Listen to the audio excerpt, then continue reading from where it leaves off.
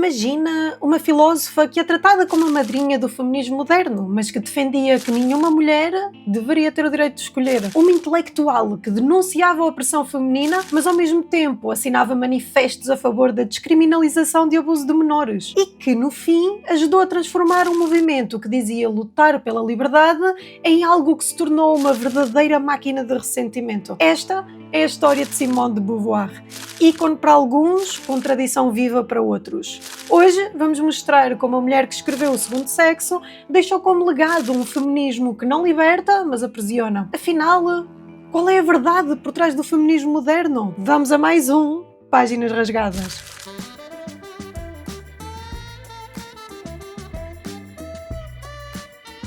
Antes de continuarmos, não te esqueças, deixa o teu like e o teu comentário, porque isso ajuda-nos a chegar a mais pessoas. E já que estás por aqui, dá uma olhada no Clube de Membros, lá tens acesso a vídeos antecipados e até conteúdo exclusivo que nunca sai para o resto do pessoal. Paris, 1908. Enquanto a Europa ainda se balançava entre o luxo da Belle Époque e as tensões que desembocariam na Primeira Guerra Mundial, nascia Simone, Lucie, Ernestine, Marie, Bertrande de Beauvoir. Nome pomposo? Sim. Vida tranquila? Nem por isso. Filha de uma família burguesa em decadência. O pai, Georges de Beauvoir, era advogado, mas sem grande sucesso. A mãe, Françoise Brassieux, era católica devota e tentou incutir em Simone os valores tradicionais da época: piedade, casamento e recato. Só que esta menina cedo percebeu que esse destino de bordado e missa não era suficiente para ela. A adolescência trouxe-lhe duas coisas: livros e rebeldia. Aos 15 anos já dizia que queria ser escritora e não só uma esposa. E isso, no início do século XX, soava quase a uma blasfémia. Beauvoir mergulhou nos estudos, primeiro em colégios católicos, mas logo rompeu com a fé que a mãe tanto lhe apresentava. Entrou na Sorbonne, onde estudou filosofia. Foi uma das poucas mulheres a entrar no círculo fechado da École Normale Supérieure, palco reservado às cabeças brilhantes da França. Enquanto muitas raparigas da sua idade sonhavam com vestidos de noiva e missas ao domingo, Simone sonhava com livros, filosofia e liberdade. Ainda não sabia, mas estava prestes a cruzar-se com alguém que partilhava essa sede. E juntos iam abalar o século XX. Jean-Paul Sartre. Baixinho, olhos estrábicos, mas um gênio sem vergonha nenhuma de o assumir. Quando Simone o conheceu, em 1929, percebeu logo que tinha encontrado um igual. Alguém tão ambicioso, tão irreverente e tão determinado a deixar uma marca no mundo como a própria Simone. Ele era brilhante, excêntrico, com ar de quem já sabia que iria marcar a história. E ela era determinada e com a mesma sede de reconhecimento. Os dois criaram uma parceria que ia muito além do romance. Foi um pacto existencial. Chamaram-lhe amor necessário. O compromisso deles era serem a prioridade um do outro, mas com liberdade para viverem amores contingentes. Relações paralelas que escandalizavam qualquer moralista da época. Este arranjo não era apenas um detalhe privado, foi também uma experiência prática do que Beauvoir viria a teorizar: a rejeição dos modelos tradicionais de casamento e a busca por uma liberdade radical. Mas nem tudo foi filosofia e glamour literário. Durante a década de 40, Simone foi afastada do ensino após acusações de abusar das suas alunas menores de idade e, oficialmente, o Ministério da Educação suspendeu o direito dela de lecionar. Apesar de nunca ter sido condenado em tribunal, o episódio deixou uma marca que iria acompanhar para o resto da vida. Depois deste período, e ao lado de Sartre, fundou a revista Les Temps Modernes, um palco para debater política, filosofia e sociedade.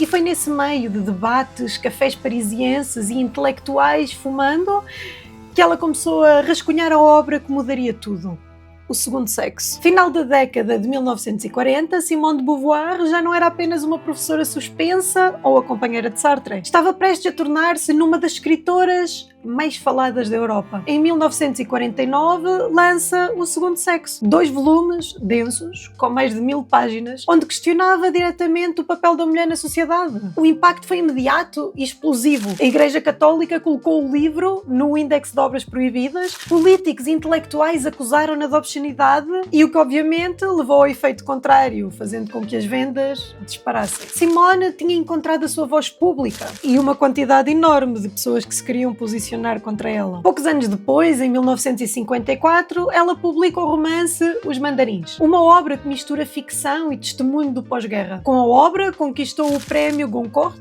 a mais prestigiada distinção literária francesa. A partir daí, já não havia volta. Simone de Beauvoir deixava de ser apenas uma filósofa dos cafés parisienses e passava a ser idolatrada na cultura internacional. Mas não era só literatura. Juntamente com Sartre, estava no centro da revista Os Tempos Modernos, que se tornou palco de debates sobre colonialismo, existencialismo, direitos civis e, claro, marxismo. Paris inteira via nela não só uma intelectual pública, mas também uma agitadora. E assim, entre capas de revistas, debates e polémicas, Simone de Beauvoir passava de rapariga estudiosa à madrinha de um movimento que ainda estava para nascer, o feminismo de segunda onda. Ainda em 1949, Simone de Beauvoir escreve a frase que atravessaria décadas e viraria um mantra do feminismo moderno: não se nasce mulher, torna-se mulher. A ideia parece simples, mas a realidade é diferente. Utilizando-se da filosofia aqui, já inicia a relativização da realidade dentro do próprio feminismo. Para Beauvoir, a condição feminina não era destino biológico, mas sim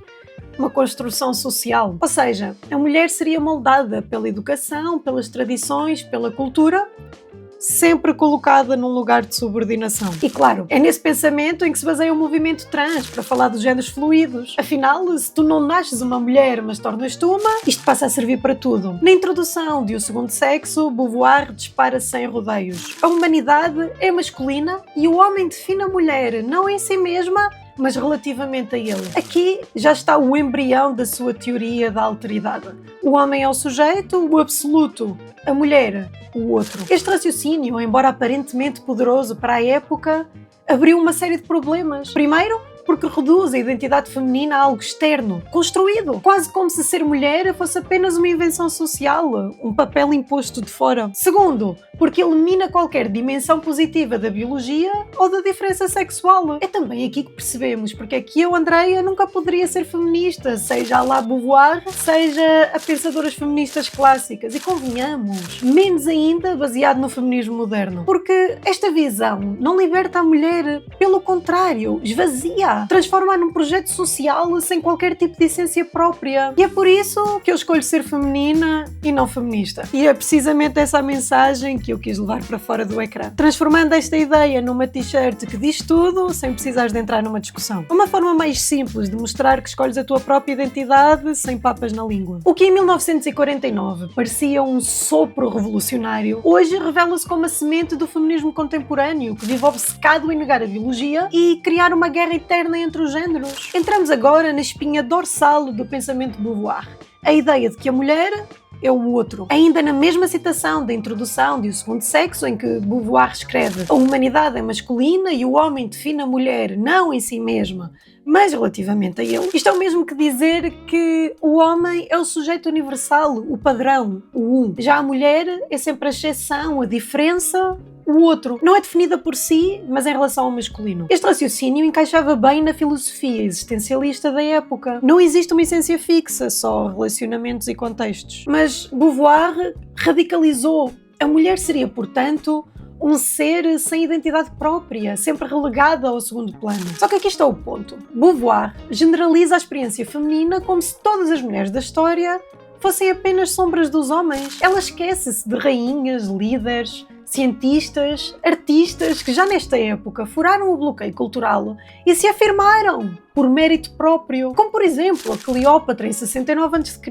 Hipatia de Alexandria em 360 d.C., Hildegarda de Bingen, Christine de Pizan, Joana d'Arc, Rainha Isabel I da Inglaterra, Mary Wollstonecraft, Marie Curie em 1867. E a verdade é que houve muito mais. Ao fazer da mulher uma eterna vítima, ela cria uma narrativa que até pode servir de bandeira política, mas que apaga a complexidade real da experiência feminina. Afinal, se a mulher só existe como o outro do homem, onde fica a responsabilidade pessoal? Onde ficam as escolhas individuais? E é exatamente essa leitura que ecoa hoje no próprio feminismo, ou pelo menos nas feministas radicais, das quais o feminismo se recusa a se separar. A ideia de que a mulher não pode ser plenamente agente da sua própria vida, porque está sempre presa a um sistema. ela nunca é responsável. Depois de declarar que a mulher é sempre o outro, Beauvoir redireciona as suas miras para duas instituições centrais da vida feminina: o casamento e a maternidade. No segundo sexo, ela descreve o casamento como uma espécie de servidão legalizada. Para Beauvoir, a esposa estaria condenada a uma vida de inerência, isto é, de repetição e clausura, enquanto o homem seria livre, viveria na transcendência, a criação, a ação, a história. Sobre a maternidade, Beauvoir vai ainda mais longe. Se por um lado reconhece, e vamos dar-lhe algum crédito, o valor existencial de gerar uma vida, mesmo que de longe, por outro lado vê nisto uma prisão biológica. A mulher, segundo ela, reduzia-se a um útero ambulante. Onde é que eu ouvi isto ultimamente? Dependente do ciclo reprodutivo e sem espaço para se realizar plenamente como ser individual. E a solução? Para Beauvoir só havia uma saída. A mulher teria que se libertar do destino reprodutivo. Isso passava pelo acesso ao trabalho, aos contraceptivos e, claro, ao aborto, que ela defendeu abertamente. Só que aqui entra a contradição central. Na ânsia de libertar, Beauvoir acaba por desvalorizar a maternidade e tratar o casamento como um jogo de poder e não como uma possibilidade de comunhão ou construção, como aquilo que é verdadeiramente. É por isso que tantas feministas modernas herdaram desta visão, a ideia de que a família é opressão e que ser mãe é uma traição ao movimento. Mas sejamos claros, reduzir a maternidade e o casamento a correntes é ignorar milhões de mulheres que sempre encontraram e ainda encontram realização justamente nestes papéis. Mas se até aqui Simone de Beauvoir era filósofa e escritora, nos anos 70 ela passa para outro patamar, militante de rua. Em 1971, Beauvoir esteve à frente do Manifesto das 343, publicado na revista Le Nouvel Observateur. Nesse texto, 343 mulheres francesas, entre elas Catherine Deneuve, Marguerite Duras e Françoise Sagan, declararam publicamente ter feito um aborto ilegal. Numa França onde o aborto era crime e podia levar à prisão, a confissão era um ato de choque calculado. E assim, a provocação teve efeito. Pressionou o Estado francês. 3 anos depois, em 1974, a ministra Simone Veil apresentou a lei que legalizaria o aborto na França. Beauvoir sabia que para influenciar tinha de sair da biblioteca e entrar na luta política. E aqui a sua figura transformou-se na líder moral de uma geração de feministas que viam na sua escrita uma arma. Só que é neste ponto que as linhas entre luta justa e guerra ideológica se começam a confundir. Porque se o manifesto tinha um objetivo concreto, mudar a lei do aborto, também abriu espaço para um discurso cada vez mais radical, onde a identidade feminina parecia reduzir-se à recusa do papel materno e à hostilidade contra a própria instituição familiar. E se o manifesto das 343 já tinha sido um choque, nada preparava o público para o escândalo que viria poucos anos depois. Em 1977, um grupo de intelectuais franceses, entre eles Jean-Paul Sartre, Michel Foucault, Roland Barthes e Simone de Beauvoir, assinaram uma carta publicada no Le Monde pedindo o absurdo: a descriminalização das relações sexuais com menores de 15 anos. O argumento deles? Que a lei era arcaica e que a liberdade sexual devia ser absoluta. Este posicionamento é até hoje um dos capítulos mais sombrios do seu legado. E não adianta tentar dourar a pílula. Beauvoir não só assinou, como fez parte do círculo intelectual que romantizava a ideia de que a criança também pode desejar sexualmente. Ora, aqui está o problema central.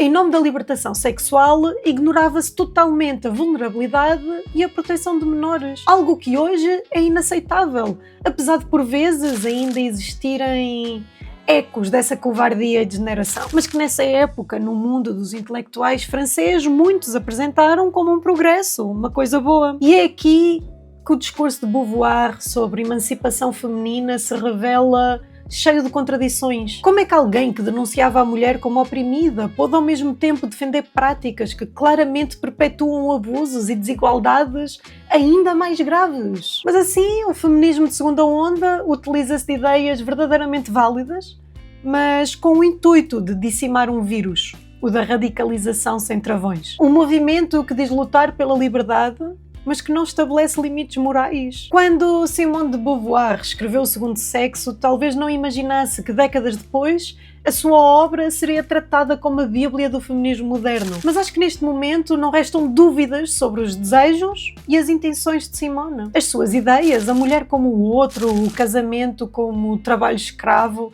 a maternidade como uma prisão biológica, tornaram-se o alicerce da chamada segunda onda do feminismo nos anos 60 e 70. Autoras como Betty Friedan, Kate Millett e Shulamit Firestone não só beberam, mas se embebedaram totalmente e diretamente deste pensamento. E é aqui que começa a bola de neve. Quanto mais estas ideias eram repetidas, mais elas se radicalizavam. O feminismo passou de um movimento que dizia, inicialmente, buscar igualdade jurídica e dignidade no trabalho, para uma máquina de ressentimento cultural. Basta olhar ao nosso redor hoje em dia. O discurso "não se nasce mulher" abriu caminho para uma série de debates modernos sobre identidade de género, que parecem nunca chegar a um consenso. A hostilidade contra o papel familiar, herdada de Beauvoir, fez gerações inteiras de jovens verem o casamento e a maternidade como correntes patriarcais. Mas o mais grave é que o feminismo contemporâneo herdou o mesmo vício da sua fundadora, a generalização total. Se Beauvoir dizia que a humanidade é masculina, hoje ouvimos que todos os homens são opressores ou potencialmente opressores. É a mesma lógica, só que com roupa nova. O resultado é que temos um feminismo que não constrói pontes, mas ergue muros e racha sociedades inteiras.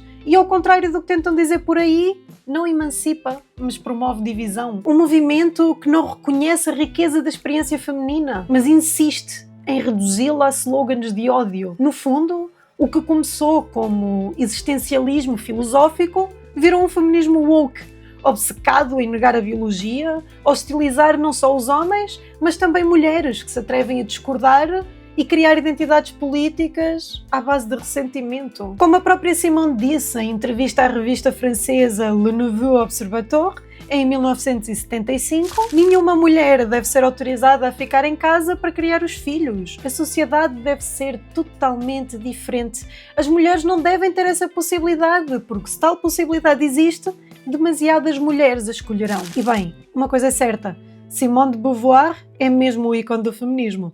O feminismo separatista, opressor e que se tem uma coisa que não faz é defender mulheres. Hoje temos um feminismo que doutrina as pessoas e defende apenas aqueles que concordam a 100% com o seu pensamento. Um movimento que iludiu as mulheres a dizer que as defendiam, mas que o tempo mostrou ser apenas uma prisão ideológica de uma guerra cultural sem fim. No fim das contas, Simone de Beauvoir até pode ser celebrada como um ícone.